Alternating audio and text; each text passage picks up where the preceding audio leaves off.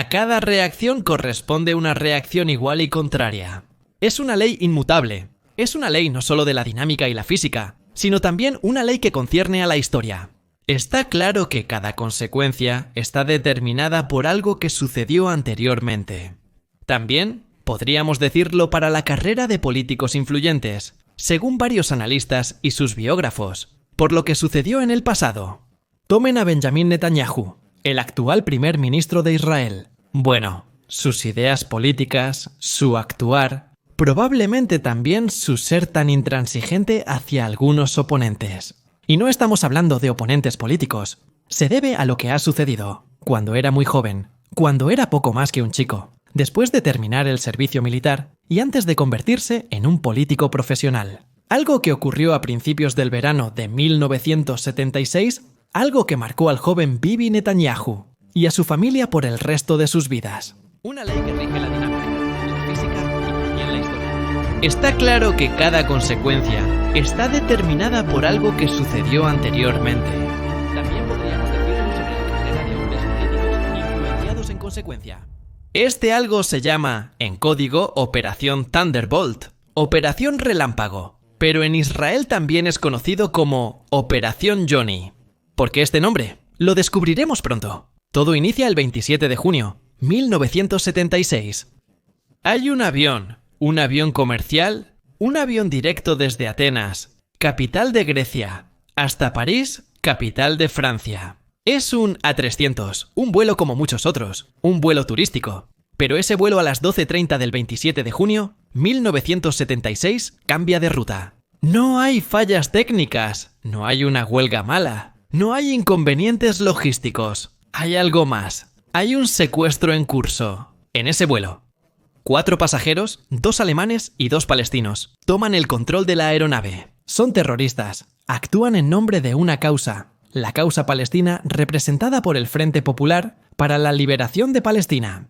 A esto se suma como refuerzo el de los alemanes de las revolucionarias Zellen, una facción de terrorismo de extrema izquierda. Los 4 secuestradores tienen la intención de pedir no solo un rescate en dinero, sino también la liberación de muchos prisioneros en Israel, pero también en Europa. Todos son terroristas o guerrilleros, según la situación. Todos hombres y algunas mujeres, que están cumpliendo condena por delitos cometidos en Medio Oriente y en el viejo continente. No es una novedad los secuestros de aviones, y no lo será por mucho tiempo. Habrá muchísimos secuestros, incluso después, no solo de aviones, sino también de barcos. Pensemos en el caso del Achille Lauro, nosotros los italianos. Casi se podría definir como una moda. Los secuestros, junto con los secuestros de personas, no son una moda para lucir, simplemente es una época. Un periodo caracterizado por la voluntad de llevar a cabo un cierto tipo de criminalidad para los secuestros de personas y un cierto tipo de terrorismo para, precisamente, los secuestros. Dirigido a obtener resultados rápidos y satisfactorios para quienes realizan estas acciones. Regresemos a ese vuelo, el vuelo 139 de Air France, a ese Airbus que desvía su ruta y se dirige hacia Bengasi. En Libia se entiende por qué. Bengasi, Libia. En 1976 está gobernada por el coronel Muammar Gaddafi. Es un país amigo de la causa palestina. Es un país también patrocinador, en ciertos términos, del terrorismo palestino. Gaddafi no oculta sus simpatías y financia algunos grupos terroristas en Bengasi.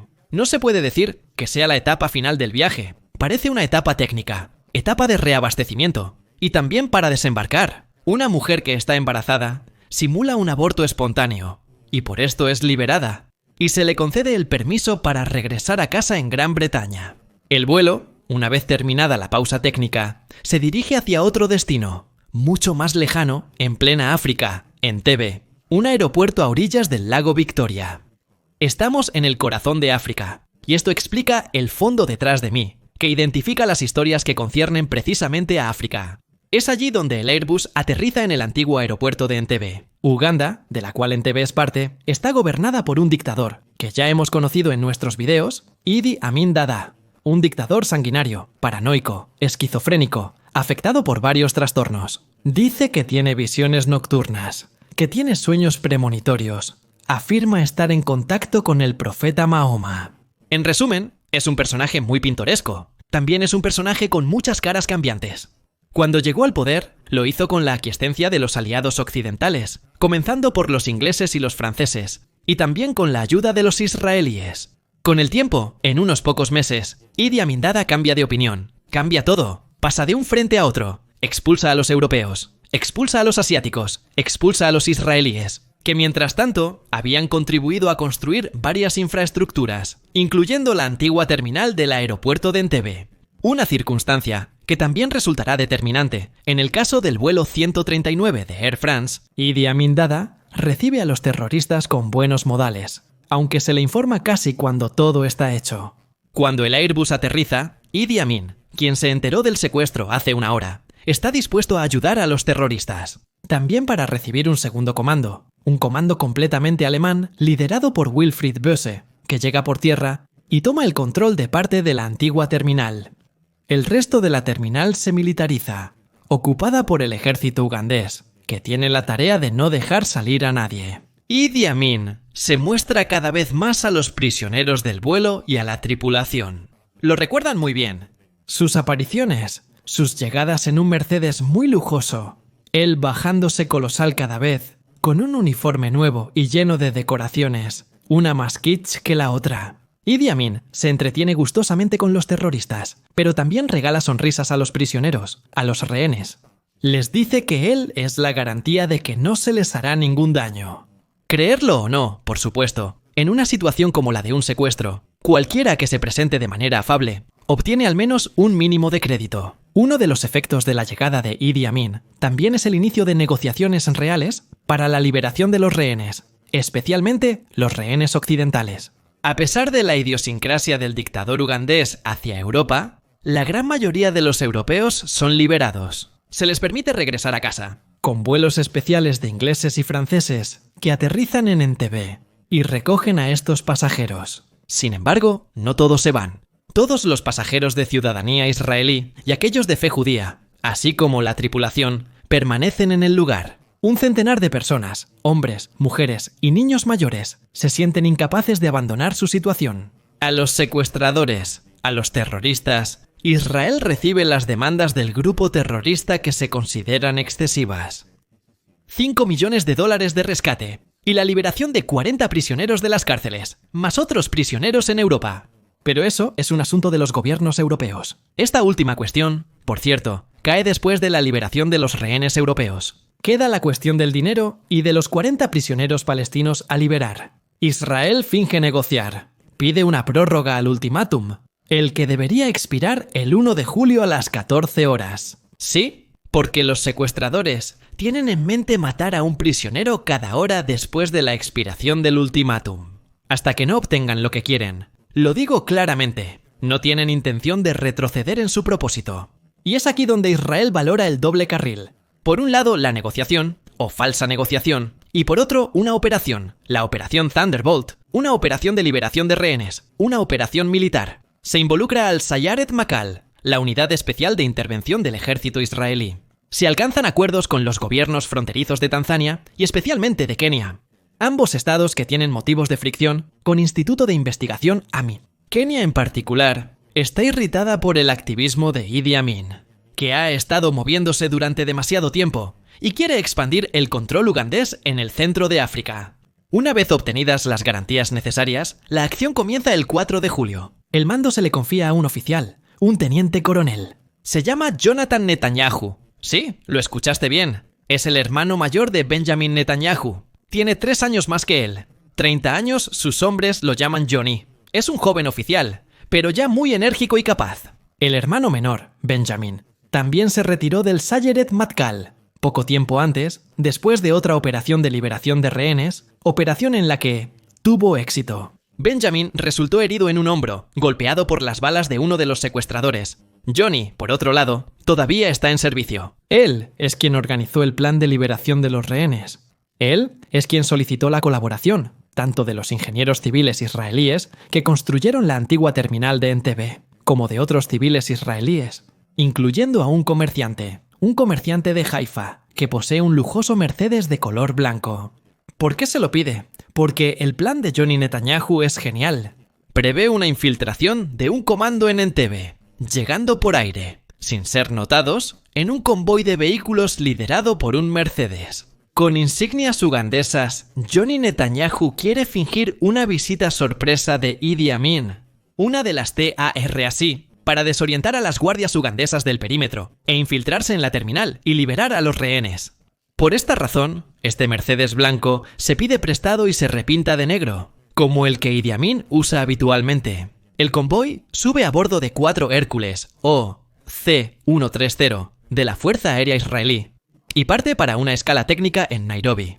En Nairobi también ha aterrizado otro avión, un Boeing 707 de rescate médico. Después de todo, nada va según los planes. Siempre puede haber heridos. Y otro Boeing está en vuelo como estación de comando móvil para coordinar la acción militar en tierra. Después de partir de Nairobi, 4 aviones israelíes se dirigen, sin declarar el plan de vuelo, pero cubiertos por los radares.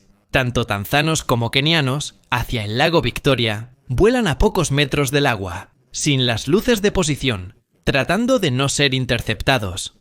Aterrizan en un espacio muy corto, en una pista secundaria del aeropuerto de Entebbe, y descargan, mientras aún están en movimiento, la Mercedes repintada de negro y un par de camiones, obviamente militares. A bordo de ese Mercedes y de los camiones está el comando del Sayeret Matkal, con Johnny Netanyahu al mando. Es una operación arriesgada, que debe llevarse a cabo de manera rápida y eficaz. Johnny Netanyahu no lo sabe, pero días antes, el paranoico Idi Amin cambió a un Mercedes blanco del mismo modelo. Por eso, 2 centinelas en la entrada del aeropuerto se sospechan cuando ven llegar ese auto. Intentan detenerlo, pero los israelíes disparan desde las ventanas con silenciador. Los eliminan de inmediato. No dan tiempo a los centinelas para dar la alarma. El convoy entra así sin ser molestado en la terminal. Los soldados israelíes entran rápidamente y silenciosamente en el vestíbulo, y lo primero que hacen es gritar. En hebreo, apuestan por el hecho de que prácticamente todos los rehenes entienden el idioma. No todos, desafortunadamente. Hay un joven, un chico, solo tiene 19 años, se llama Jean-Jacques Memoni. Él, a pesar de ser de origen judío, no entendió bien.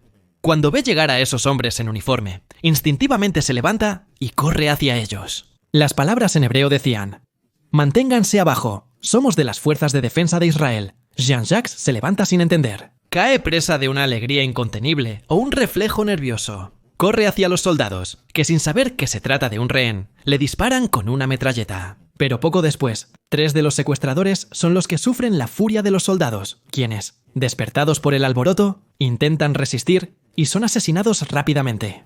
Otros 3 secuestradores están en otra sala, son alcanzados y asesinados. Son los mismos rehenes quienes dan indicaciones a los soldados de las fuerzas de defensa de Israel, dicen dónde están, dónde se encuentra el líder, y todos los que lo apoyan, dónde está. Wilfried Böse muere durante la operación Thunderbolt, la cual resulta exitosa pero aún no concluye. Es necesario cargar a los rehenes en los camiones y volver a los Hércules.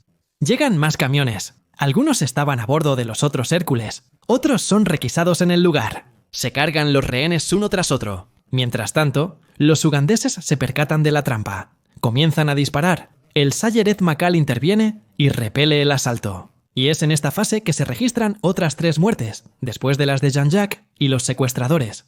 2 son pasajeros que son golpeados por la espalda mientras corren hacia los camiones. Heridos de muerte. Expirarán en unos pocos minutos. Johnby Jonathan Netanyahu es el último en morir, golpeado por una bala disparada por un ugandés. Muere al instante, y su cuerpo es recogido por sus compañeros de armas. La fuerza del ejército israelí radica en no dejar a nadie atrás, ni heridos ni muertos. Los últimos soldados ugandeses son eliminados. No solo el comando de Sayeret Matkal no deja nada al azar. Mientras continúa el tiroteo, un grupo limitado de comandos se dirige hacia el otro lado de la pista, donde se encuentran los MiG-17 de la Fuerza Aérea Ugandesa. Colocan el explosivo y los hacen explotar. Nada debe obstaculizar el plan de regreso de los Hércules israelíes, que de hecho despegan poco después de la medianoche. La acción completa, desde el momento en que el Mercedes y los camiones son descargados de los Hércules hasta su partida, duró poco más de 30 minutos. Un verdadero éxito, aunque presenta esas muertes, ese chico francés, los otros 2 muertos. Entre los rehenes, Johnny Netanyahu, otro soldado, Sorin Ersko, que es golpeado en la columna vertebral, y quedará paralizado por el resto de su vida. Todavía hay una muerte, o mejor dicho, una desaparición, se podría definir como una muerte blanca. Hay una mujer de 75 años, se llama Dora Bloch. Su familia desapareció durante el Holocausto. Dora Bloch se embarcó de Atenas hacia París, pero no volverá a casa. Se sintió mal durante el vuelo desde Benghazi hasta Entebbe. Había sufrido una caída de presión y un ataque de pánico. Por esta razón, al llegar a Tevera, fue desembarcada y trasladada al hospital ugandés, pero su cama al día siguiente está vacía.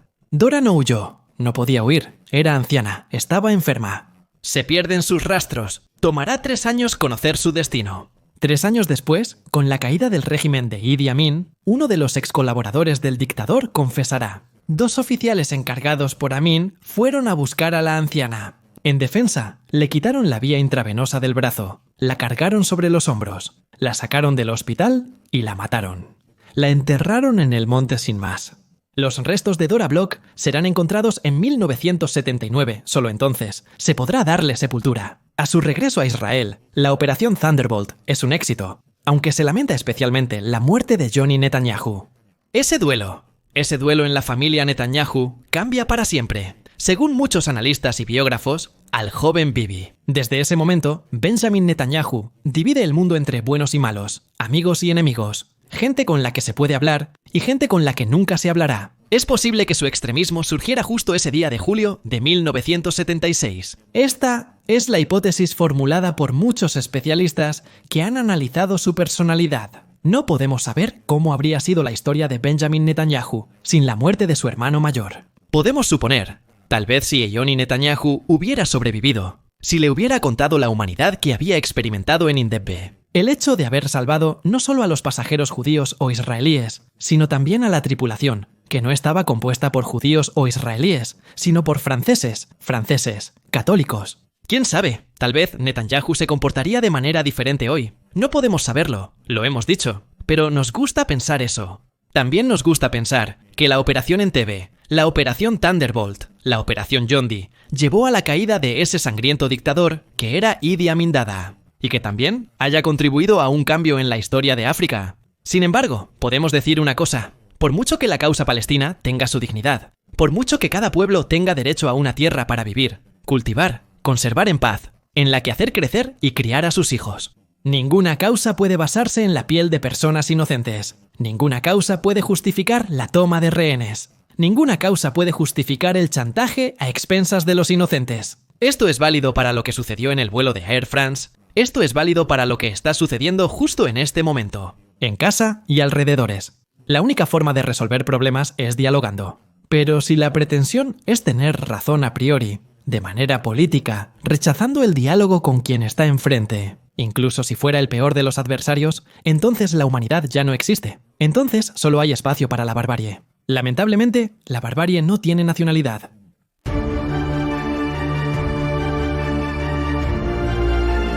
Gracias a todos